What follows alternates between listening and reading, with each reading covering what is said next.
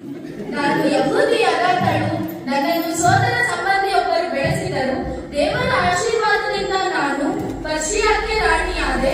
ನಾನು ನಾಶವಾದರೆ ನಾಶವಾಗುತ್ತೇನೆ ಎಂದು ಧೈರ್ಯದಿಂದ ಹೇಳಿ ನನ್ನ ಜನರನ್ನು ಹಾಮಾನನು ಯೋಜಿಸಿದ್ದ ವಿನಾಶದಿಂದ ರಕ್ಷಿಸಿದೆ. ನನ್ನ ಹೆಸರೇನು? ಎಸ್ತರ್. ಹೌದು, ನಾನು ಎಸ್ತರ್ ರಾಣಿ.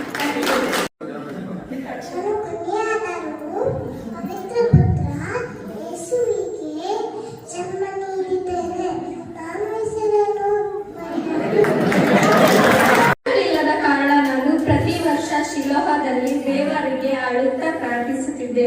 ನನ್ನ ಪ್ರಾರ್ಥನೆಗೆ ಉತ್ತರವಾಗಿ ದೇವರು ಒಬ್ಬ ಮಗನನ್ನು ದಯಪಾಲಿಸಿದರು. ನನ್ನನ್ನು ಫಿಲಿಷ್ಟಿಯರ ಅಧಿಪತಿ ಒಬ್ಬ ಮಹಾಬಲಶಾಲಿಯ ಶಕ್ತಿಯ ರಹಸ್ಯವನ್ನು ಕಂಡುಹಿಡಿಯಲು ನೇಮಿಸಿದರು.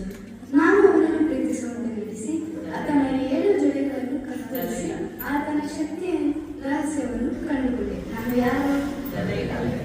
ಹೌದು.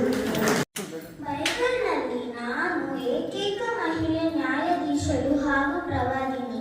ನಾನು ಬಾರಕೆಂಬ ಕರೆದು ಸಿಸಿಯರನ ವಿರುದ್ಧ ಇಸ್ರಾಯೇಲರಿಗೆ ವಿಜಯವನ್ನು ತಂದೆ.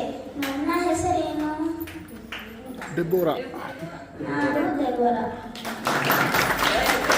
ನಾನು ಯಪ್ಪ ಎಂಬ ಪಟ್ಟಣದಲ್ಲಿ ವಾಸಿಸುತ್ತಿದ್ದೆ ಮತ್ತು ಒಳ್ಳೆಯ ಕೆಲಸಗಳನ್ನು ಮಾಡಿ ಬಡವರಿಗೆ ಬಟ್ಟೆಗಳನ್ನು ಒಯ್ಯುತ್ತಿದ್ದೆ. ನನ್ನ ಹೆಸರೇನು?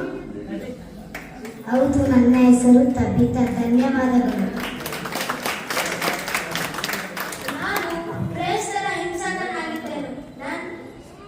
ದಮಸ್ಕದ ದಾರಿಯಲ್ಲಿ ನನ್ನ ಜೀವನವು ಬದಲಾಯಿತು. ನಾನು ಅನ್ಯಜನರಿಗಾಗಿ ಹೊಸ ಒಡಂಬಡಿಕೆಯಲ್ಲಿ 14 ಪತ್ರಿಕೆಗಳನ್ನು ಬರೆದೆನು. ನಾನು ಯಾರು? ಪೌಲ. ಹೌದು, ನಾನು ಪೌಲನು.